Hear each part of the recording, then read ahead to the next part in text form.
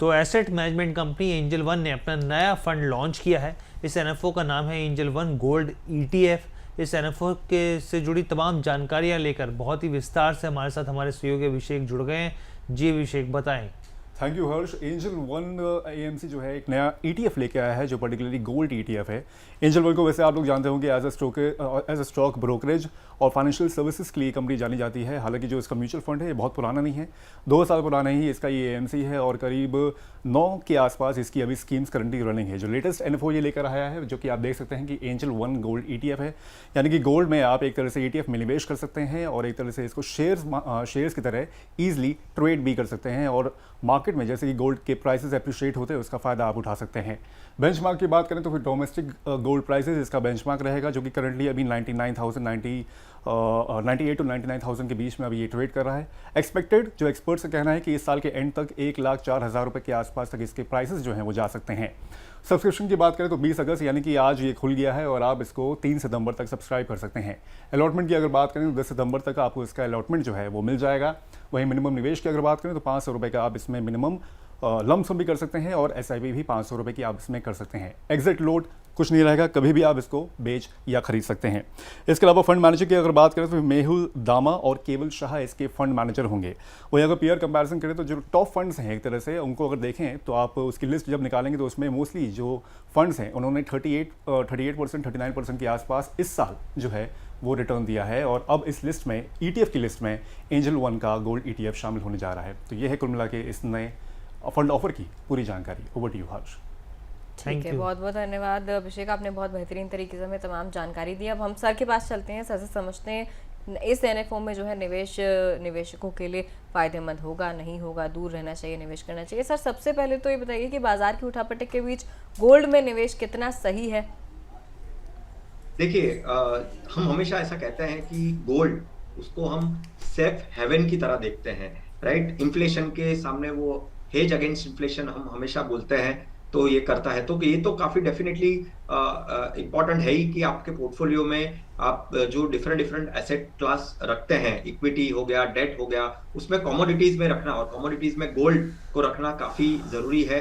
कम से कम 5 से 10% का तो एलोकेशन हम हमेशा सजेस्ट करते ही है। और जिस तरह से जियोपॉलिटिकल सिचुएशन बनती है, वॉर की बातें कभी कभी आती रहती है और इकोनॉमिक क्राइसिस जब आता है तभी गोल्ड एक काफी सेफ हेवन की तरह देखा गया है। तो गोल्ड डेफिनेटली एक important aspect, important asset class बन जाता है किसी भी निवेशक के पोर्टफोलियो के अंदर। ठीक है सर। अच्छा सर, एक सवाल मेरा आपसे ये है कि गोल्ड ईटीएफ आपके हिसाब से, क्योंकि हमेशा बोला जाता है कि भाई कुछ परसेंटेज गोल्ड का भी या फिर कमोडिटीज़ का आपके पोर्टफोलियो में होना चाहिए हेजिंग के हिसाब से यहाँ पर, तो क्या गोल्ड ईटीएफ भी निवेशकों के लिए आपके हिसाब से किन निवेशकों के लिए सही है यहाँ पर? देखिए, पहले तो कैसा है कि लोगों को समझना बहुत ही जरूरी है कि जब हम ईटीएफ में निवेश करने की सोचते हैं तो ईटीएफ के लिए आपका डीमैट अकाउंट होना जरूरी है। अगर आपके पास डीमैट अकाउंट नहीं है तो आप गोल्ड और सिल्वर कैसे परचेज कर सकते हैं, राइट। तो उसके लिए आप म्यूचुअल फंड का भी जरिया रख सकते हैं। म्यूचुअल फंड में डीमैट की कोई जरूरत नहीं है, ईटीएफ में डीमैट कंपलसरी है। हालांकि ईटीएफ को अगर देखें चार्जेस के पॉइंट ऑफ व्यू से, ट्रांसपेरेंसी के पॉइंट ऑफ व्यू से, ईटीएफ काफी अच्छा और पॉपुलर एक हिस्सा बन रहा है निवेशकों के। अगर बात करें तो निवेशकों की चॉइस हमेशा ईटीएफ की तरफ बढ़ी है। निवेशक अगर उनका डीमैट अकाउंट है तो वो डेफिनेटली ईटीएफ को सोच सकते हैं। अभी देखिए, फिजिकल गोल्ड हम हमेशा डिस्करेज करते हैं क्योंकि फिजिकल गोल्ड के बारे में जब बात करते हैं तो वो स्टोरेज का प्रॉब्लम आता है।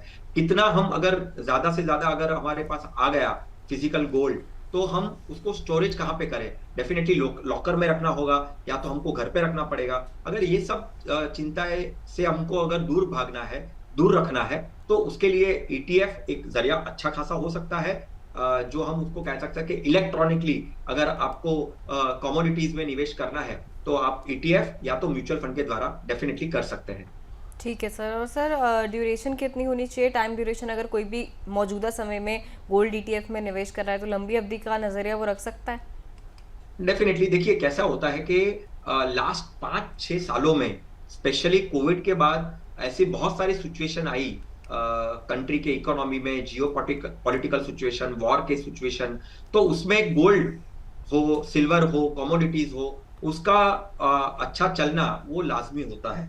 बट अगर आप लॉन्गर रेंज देखेंगे 10 साल देखेंगे, 15 साल देखेंगे, 5 साल से ज्यादा का भी देखेंगे ना, तो उसमें आपको जो रिटर्न है वो 8 से 10% का दिख रहा है, और लास्ट 4-5 साल में वो आपको 13-14% के आसपास दिखेगा। तो लॉन्गर रेंज में रिटर्न्स कम दिखते हैं, क्योंकि लॉन्गर रेंज में फिर जो साइकिल होती है, जो कंसर्न होती है, वो दूर हट जाती है। तो कम से कम अगर आपका टाइम होराइजन यहाँ से 3 से 5 साल का है, तो आप डेफिनेटली कमोडिटीज को रख सकते हैं। और अगर आपको diversification point of view, hedge against inflation के पॉइंट ऑफ व्यू अगर आपको निवेश करना है, तो भी आप 5 से 10% का एलोकेशन गोल्ड में कर सकते हैं। ठीक है सर। अच्छा सर, आपके हिसाब से गोल्ड में निवेश करने का बेस्ट ऑप्शन क्या है? क्योंकि पहले तो कंसर्न होता था प्योरिटी को लेके, सरकार हॉल मार्किंग का नियम ले आई यहाँ पर, उसके बाद यहाँ पर गोल्ड म्यूचुअल फंड्स भी हैं और ETF भी है। तो आपके हिसाब से बेस्ट ऑप्शन क्या है अच्छे रिटर्न का, और साथ में यहाँ पे एक स्टेबिलिटी का भी? देखिए, ट्रांसपेरेंसी के पॉइंट ऑफ व्यू से देखेंगे तो ETF काफी एक पॉपुलर ऑप्शन बन रहा है निवेशकों के सामने, बट फिर वही दिक्कत आ जाती है कि मेरे पास डीमैट अकाउंट नहीं है।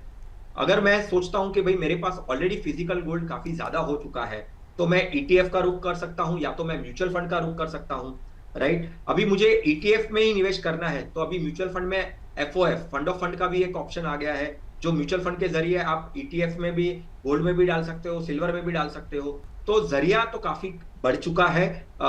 एक सोवरेन गोल्ड बॉन्ड फंड एक हुआ करता था, जो अभी अवेलेबल नहीं है, वो सबसे पॉपुलर हुआ करता था, बट अभी भी वो गवर्नमेंट के अगर पॉइंट ऑफ व्यू से सोचे तो वो अभी मिलना मुश्किल ही है, वहां पे मिलेंगे नहीं आपको, और अभी अवेलेबल भी नहीं है। तो मेरे हिसाब से ETF एक अच्छा जरिया बन सकता है, और डीमैट अकाउंट नहीं है और शुरू करना है, तो म्यूचुअल फंड के जरिए भी, FOF के भी जरिए, या तो प्योर म्यूचुअल फंड के जरिए भी आप गोल्ड में निवेश कर सकते हैं। और एक लास्ट ऑप्शन जो लास्ट 1-2 साल से भी काफी पॉपुलर हुआ है, वो है डिजिटल गोल्ड, पर वहां पे रेगुलेशन का थोड़ा सा एक इश्यू आता है, वो रेगुलेटरी नहीं है, कल उठ के कल कुछ वो प्लेटफॉर्म को कुछ हो जाता है तो दिक्कतें आ सकती है। तो ये हिसाब से जिनको भी गोल्ड में निवेश करना है वो कर सकते हैं। ठीक है सर।